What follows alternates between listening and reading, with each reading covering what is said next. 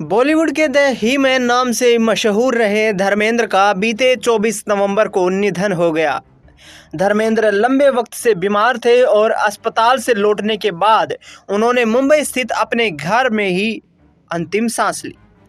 धर्मेंद्र के निधन के बाद उनके दोनों परिवारों और 13 नाती पोतों के बीच उनकी 450 करोड़ रुपए की संपत्ति को लेकर बंटवारे पर चर्चा तेज हो गई है।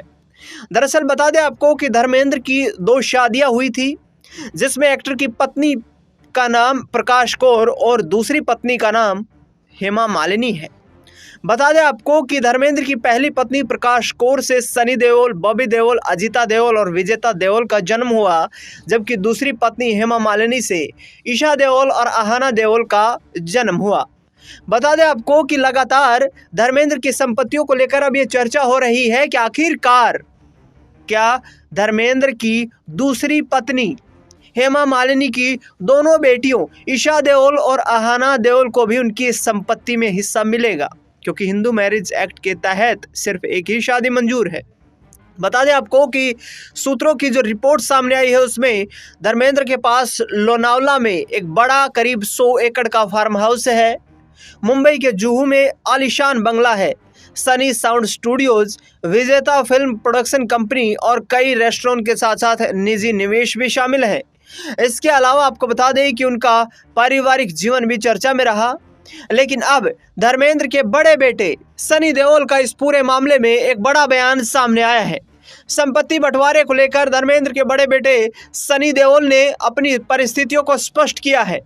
उन्होंने कहा कि मेरे पिता यानी कि द ही मैन धर्मेंद्र के 6 बच्चे हैं, जिसमें सनी देओल, बॉबी देओल, अजीता देओल, विजेता देओल और अहाना और ईशा देओल का नाम भी शामिल है।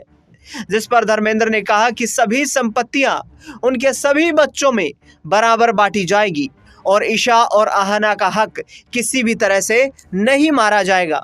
उन्हें हम अपने परिवार का हिस्सा मानते हैं और परिवार को एक साथ आगे लेकर ही बढ़ेंगे, क्योंकि मेरे पिता ने हमें यही प्रेरणा दी है। बता दें आपको कि अपने जीवन के अंतिम दिनों में जिस वक्त धर्मेंद्र बीमार चल रहे थे, उस दौरान लगातार वो सनी देओल और हेमा मालिनी के संपर्क में भी थे।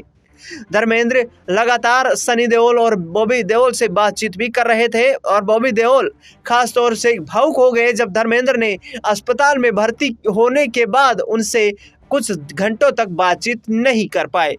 फिलहाल देखना दिलचस्प होगा कि इस ईशा देओल और अहाना देओल को मिलने वाली संपत्ति के हिस्से में क्या वाकई में हेमा मालिनी को भी कोई हिस्सेदारी प्राप्त होती नजर आएगी। इस खास रिपोर्ट में फिलहाल इतना ही।